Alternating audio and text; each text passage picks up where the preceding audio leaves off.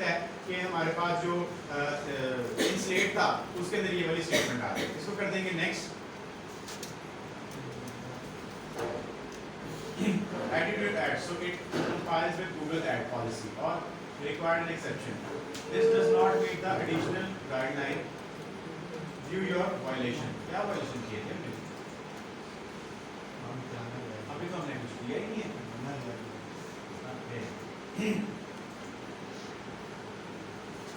तो एक हमने लाइन स्पेशल कैरेक्टर डाला हुआ था, वो नहीं आना सिखाया है मैंने, बताया नहीं है। इस तरह की हिडन चीजें होंगी पेपर में। ओके, अब यहाँ पे इसमें टोटल 3 चीजें होती हैं, ये भी याद रखना है, स्लाइड में मेंशन। जो हमारे पास मार्केटिंग का एक्ट है, कॉल ऑफ एक्शन ऑडियंस, हाँ जी, टारगेटिंग द एड्स। अब उसके अंदर ना हमारे पास काफी सारी चीजें होती थी जो हम सेट कर सकते थे। YouTube के अंदर हमारे पास टोटल सिर्फ 3 चीजें जो हमें सेट करनी है। इस 3 चीजों को क्या कहते हैं? डेमोग्राफिक, जियोग्राफिक और लैंग्वेज। इन 3 चीजों के अलावा और कोई चीज नहीं जो हमने सेट करनी है। अच्छा, अब डेमोग्राफिक क्या होता है पहले ये समझ लो। डेमोग्राफिक का मतलब होता है ऑडियंस की जो हम टारगेट कर रहे हैं उनका एज और जेंडर वाइज डिस्क्रिमिनेशन करना, डिफरेंस देखना, दोनों के अंदर से एक पोर्शन देखना कि जेंडर कौन सा लेना है। जैसे लिपस्टिक वाली एग्जांपल याद है, और बेल्ट वाली एग्जांपल या बाइक वाली एग्जांपल, ठीक है। अब बाइक किसके लिए है? मेल के लिए। लिपस्टिक किसके लिए? फीमेल के लिए। इस तरह की चीजों को बोला जाता है डेमोग्राफिक। अभी क्या target by age, gender and both, कि यहाँ तो मैं एज से टारगेट करूंगा कि अब ये हेयर कलर वाला एग्जांपल जो थी अब आप 40 वाले यूज करेंगे, तो जो एज फेज है वो डेमोग्राफिक में आता है। एक काम इसमें ये करते हैं, और दूसरा जेंडर में, ठीक है। ये 2 चीजें डेमोग्राफिक होती है। दूसरा होता है जियोग्राफिक, और जियोग्राफिक क्या होता है? एरिया वाइज, जैसे साइड वाला लाहौर, कराची, मुल्तान। 2 पैरामीटर्स हो गए, डेमोग्राफिक में एज और साथ आपकी जेंडर आ गया, दूसरे के अंदर आपके स्टेट या आपका जिप कोड या आपकी सिटी वाइज आ गया, और तीसरा आता है आपका लैंग्वेज। अच्छा, इसमें बहुत बड़ा फर्क है कि जब YouTube हम मेटा पे एडवर्टाइजमेंट करते हैं ना, तो वहाँ पे क्योंकि वो 100 लैंग्वेजेस को सपोर्ट करता है, तो 100 लैंग्वेजेस से अगर आप किसी और लैंग्वेज में कोई डाटा खोल लें तो वो ऑटो कन्वर्ट हो जाता है। यानी कि अगर आपने मैंने इंग्लिश में लिखा और किसी कोरिया के बंदे ने खोल लिया, उसको कोरियन में नजर आ रहा है, ठीक है, उसको ऑटोमेटिकली कुछ करना नहीं पड़ता। ये फेसबुक का मैकेनिज्म है। YouTube पे ऐसा नहीं होता।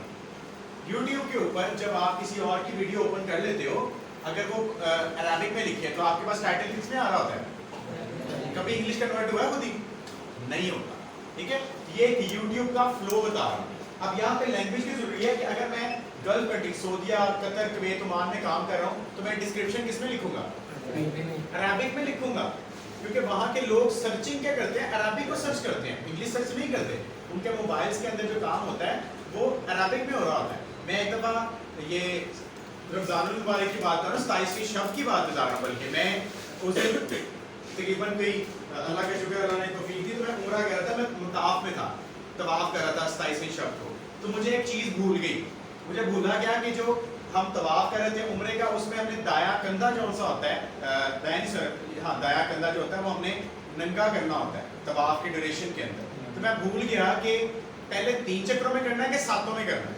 अच्छा, अब मुझे समझ नहीं आ रहा उस टाइम के ऊपर कि मैं किससे पूछा। वहाँ अरबी मॉल भी होते हैं, ठीक है, जिसे हम नॉर्मली कहते हैं। मैं उसके पास गया, वो तवाफ करते करते मैंने पूछा, अभी न्यूड ही किया हुआ था, कि मुझे बताओ। अब उसको उर्दू नहीं आती थी, उसने वहाँ पे पता क्या किया? उसने अपने मोबाइल में ट्रांसलेटर किया हुआ। मैं उसे उर्दू में बता रहा हूँ और उसके पास ट्रांसलेटिंग में आ रहा है, और उसने मुझे अरबी में बताया और मुझे पढ़ाया उर्दू में करके। मैंने उसको रीड किया तो मुझे पता चल गया। उसने कहा जी 7 चक्रों में ही आपने इसको नहीं उतारना। जब मतलब 3, 4, 5 साल बाद दोबारा कर रहा था तो भूल जाता ना कि कितने चक्र, तो ये सीन था।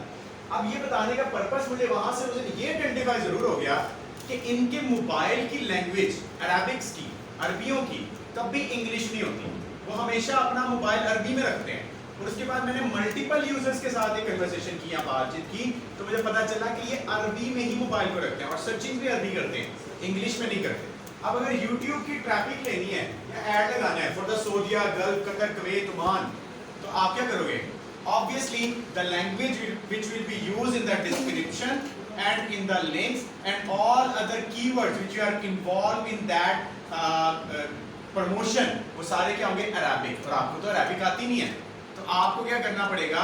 आपको यहाँ पर ये लैंग्वेज जी ट्रांसलेटर इस्तेमाल करना पड़ेगा गूगल ट्रांसलेटर से, और वहां से उसकी वर्डिंग को अरबिक में कन्वेंट करने के बाद उसको वहां पे पेश करना पड़ेगा। और एक काम और कर लीजिएगा, ह्यूमनाइज भी कर लीजिएगा।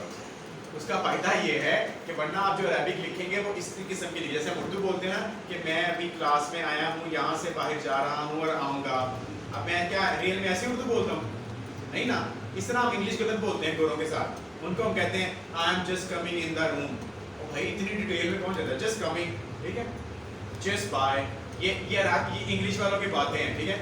बाय ये वर्ड यूज होता है, आप लोगों को शायद ऑकवर्ड लगे, हम कहते हैं ना bye bye, that is not a bye bye. मैं अपने जिन क्लाइंट्स को एंड करता हूं चीयर्स बाय, ये चीयर्स क्या है, व्हाटएवर द थिंग इज गोली मारने से, लेकिन that is bye, that is not bye bye, ठीक है। वो उसको बुरा समझते हैं। तो अब कहने का मकसद क्या है कि language targeting over the internet, और ये YouTube की मार्केट